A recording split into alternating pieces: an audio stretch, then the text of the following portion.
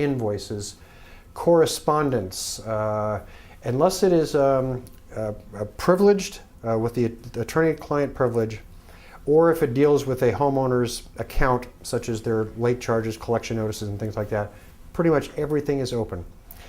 Now, we don't know how we're going to handle it. The lawyers that advise us tell us they don't know how they should advise us to handle it, because the association may charge no more than $200, that's the limit, to allow a member to copy and get every piece of paper that crosses our desk going back a reasonable amount of time, 2 or 3 years. Obviously, $200 is not going to cover the cost, but that's what the association can charge. A management company, a third-party vendor, can charge its reasonable cost. So if a member wanted to see everything that they are entitled to, we would have a temp come in, and whatever that temp charge is, $29 an hour, and bring all the file boxes down in a copy machine, and that owner has a right to copy everything and have everything in. So it is our job to maintain files in such a way that when an owner wants to see something specific, they want to see the landscape contract, they want to see the custodial contract. That stuff we can get in a couple minutes. We can photocopy it, we can scan it, we can get it out to them. It's okay, it's no problem.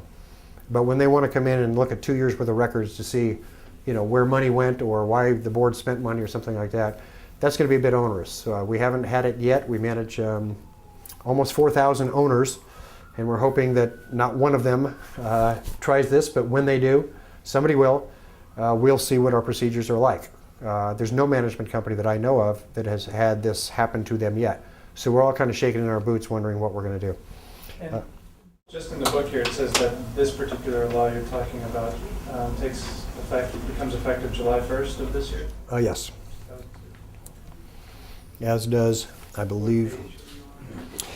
It's actually not paged, unfortunately, about halfway through the book. And we are going to membership list, which is the next item. Yes, sir. Before we move on, any comments on how records should be kept, where they should be kept? We have associations that have a storeroom, electrical room, elevator room, and they want to keep their records on site, and we strongly recommend against it, as do all the other professionals. We have 2 large storage rooms about this size right here, and we can accommodate about 1,000, 1,500 boxes. We're about half full right now. We charge, I think, $6, currently, we charge $6 a box. As we close out your 2005 financials, there's probably an extra box or 2 that is then filed downstairs. What happens in some associations is the board president says, oh, we can save that $6 a box. I've got room in my closet. Or take it down to the storage room. Well, the storage room gets flooded, or we had one association where that's where they kept the moving pads. They put the moving pads on top of their historical storage. One day the moving pads are gone and the boxes are gone. And nobody knows if the movers accidentally moved it or who knows. But those records are gone. Our job is to secure them. They're under lock and key. We have video cameras and we have a burglar alarm system. So if someone were to get into our offices, and we have a security patrol that if the alarm goes off, they shoot over. We don't have to wait for the police. So maintaining your historical records, especially a new association, but all associations really need to maintain that. And DataSafe, I think, charges $8 a box. They need to be professionally stored somewhere where they're readily accessible to members when they want to inspect. And we've had times recently, somebody said, I don't think my next door neighbor had approval for their hardwood floors that they put in 5 or 6 years ago. Well, we went down to the file room and went through and found 2001 or something and said architectural, opened the box up, found the thing, opened up the minutes, and there they were. Architectural request made, board approved, done. So if they were somewhere else or somewhere stored where we didn't know where they were, we couldn't get that information. That information may have been lost. $6 per month per box? $6 per month per box, yeah. And this is not, at $6 a box, we're not making a ton of money on this, but we were giving it away for the first 6 years where we were paying $2 a square foot to rent office space where we had boxes stored for our clients. And when we moved a year and a half ago, almost 2 years ago, to our new offices, we said, well, wait a second, we're either going to use this for people that make us money or we'll put boxes in there. So that's what we're doing. Membership list, very sensitive with privacy laws. It used to be that every shareholder, if you want to call yourselves shareholders of the corporation, could ask for and receive a membership list which gave your neighbors legal addresses and names.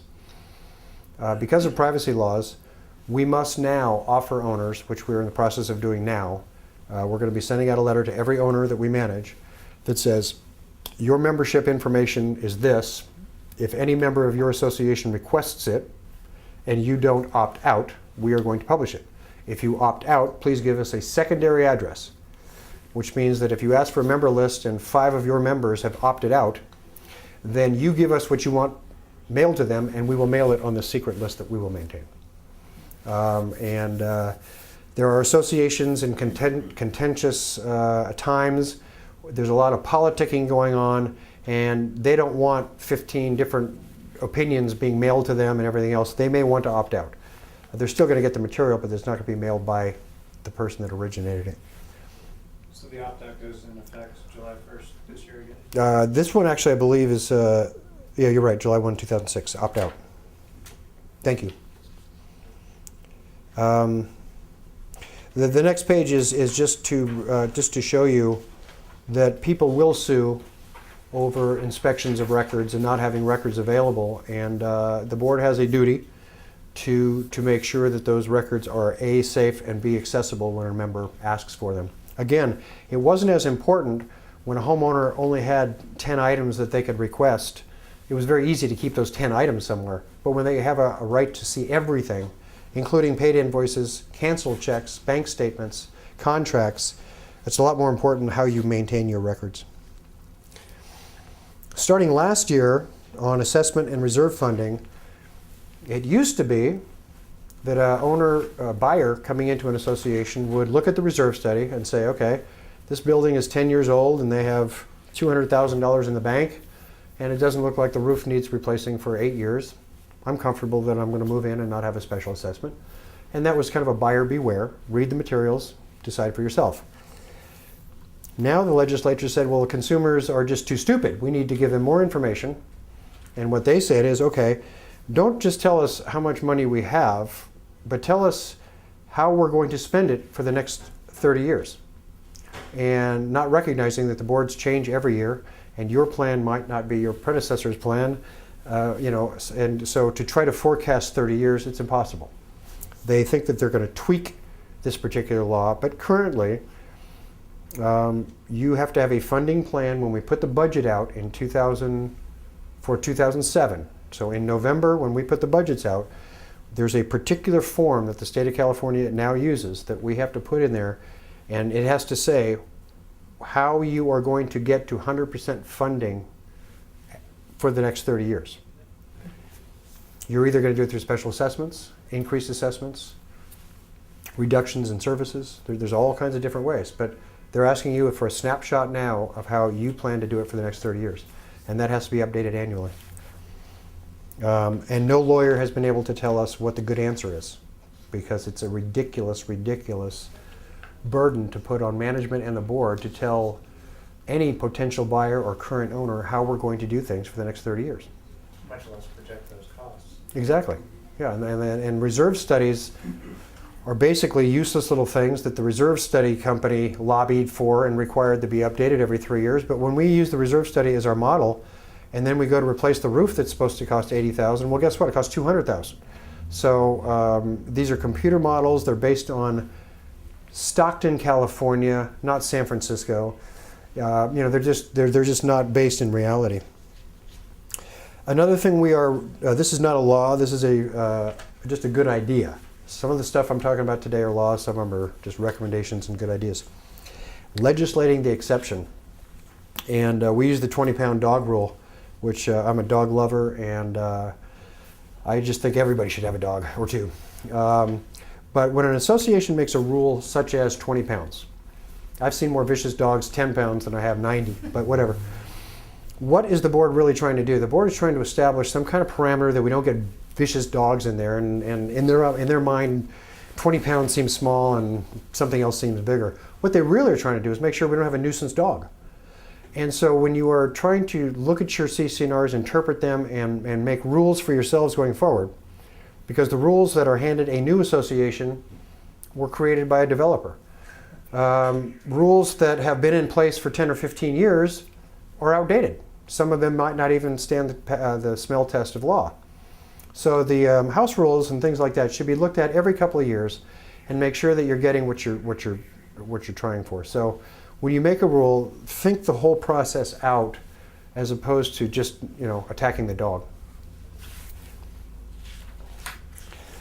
Architectural review is also a very, very sensitive subject because unless you have an architect that is in your association that is willing to be on an architectural committee, we're all consumers. I'm not an architect. So when a homeowner asks to remodel their kitchen and bathroom, and here are my plans, I've been doing property management for 25 years. I can't read a set of building plans good enough, well enough, to tell the board, this is not structural, this is not going to change any utilities or anything like that. I can't do that. So how applications for architectural modification are handled for associations, our recommendation is if you don't have an architect willing or an engineer willing to sit on a committee that may be dormant for 2 years, and then 2 years later somebody says, I want to remodel my kitchen, here's my plans, wake up the committee, take a look at it, make a recommendation to the board. In buildings that have been remodeled over and over again, and especially some of our buildings in the 1920s and 1930s, those pipes were 1.5 inches, the drain lines were 1.5 inches. And you now have dishwashers and garbage disposals and washer dryer in unit and things like that. They didn't replace the pipes. So the catastrophic drain backups and things like that. And it's not just adding more utility to a existing line, it's moving lines. Now we have banging going on in some buildings, the clanging noise. The plumber is the brother-in-law and causes a flood or doesn't think anybody's going to notice, so he does something in the laundry room of that unit that we don't find out for 3 or 4 years. It's very important that anybody that's doing any work in their unit that is doing anything structural, obviously, any plumbing, any electrical, anything that would require a building permit, that the board stay vigilant on that. And part of staying vigilant, I got a phone call yesterday at 3 from Hills Plaza and said, we heard the banging going on, what's going on? And there was no architectural request, so we had somebody run over there and find out that guys didn't speak English.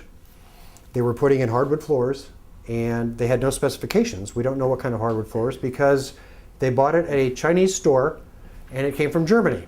And that's all they knew about the product that they were putting in.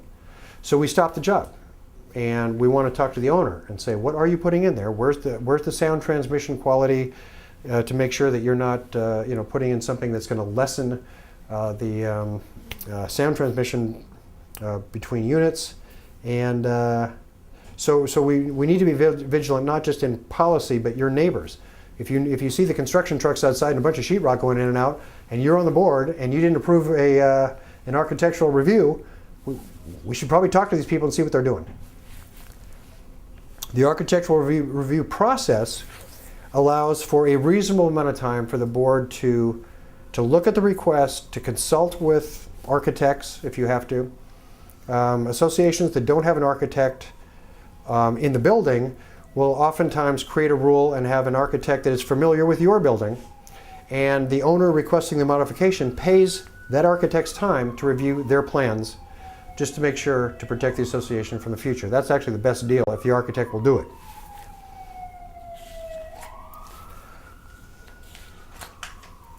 Due process requirements.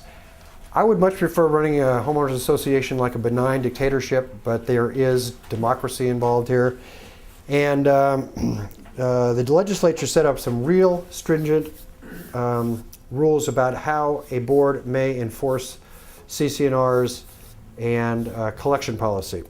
And it used to be that a board didn't like somebody and they would just fine them for having the car out in front, and it became arbitrary and neighbors started hating neighbors.